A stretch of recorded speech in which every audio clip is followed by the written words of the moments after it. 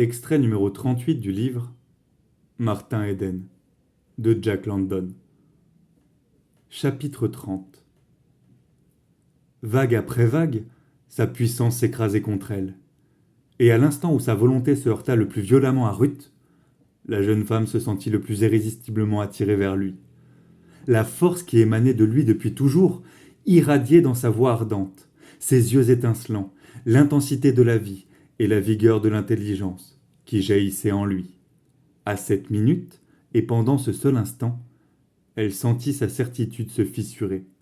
Et par cette fissure, elle entrevit le véritable Martin Eden, magnifique, invincible.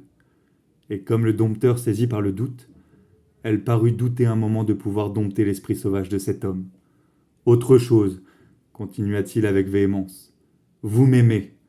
Pourquoi m'aimez-vous? Ce qui me pousse à écrire est précisément ce qui vous pousse à m'aimer. Vous m'aimez parce que je suis un peu différent des hommes que vous avez connus et que vous auriez pu aimer. Je ne suis pas fait pour le bureau et les livres de comptes, pour les misérables chamailleries entre hommes d'affaires ou hommes de loi. Faites-moi faire ce genre de choses, rendez-moi semblable aux autres hommes pour que je fasse ce qu'ils font, respire l'air qu'ils respirent, pense comme ils pensent. Et vous aurez détruit ma différence. Vous m'aurez détruit. Vous aurez détruit ce que vous aimez. Mon désir d'écrire est ma vie même. Si j'avais été un abruti, je n'aurais jamais eu le désir d'écrire, ni vous celui de m'épouser. Mais vous oubliez quelque chose, l'interrompit Ruth, dont la vive et superficielle intelligence croyait avoir aperçu une objection.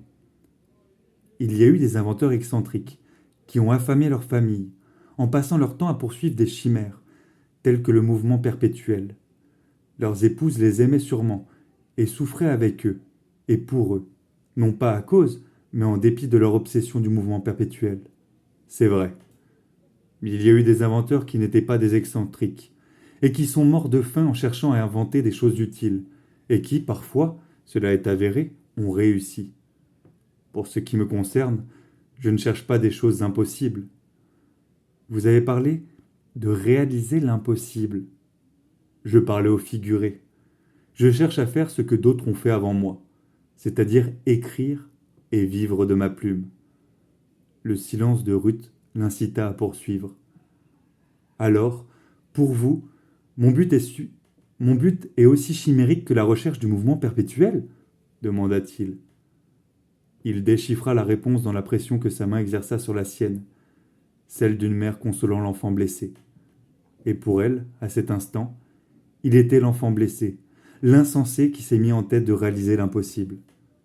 Vers la fin de leur conversation, elle le mit en garde à nouveau contre l'hostilité de son père et de sa mère. « Mais vous m'aimez » demanda-t-il. « Oui, oui » s'écria-t-elle. « Et moi je vous aime vous, pas eux, et rien de ce qu'ils feront ne pourra m'atteindre. » Il avait dans la voix les accents du triomphe. « Car j'ai foi en votre amour, et je ne crains pas leur inimitié. Tout peut s'en aller à volo dans le monde, excepté l'amour. L'amour ne peut pas se tromper de route, sauf s'il est un être débile qui trébuche et défaille sur le chemin.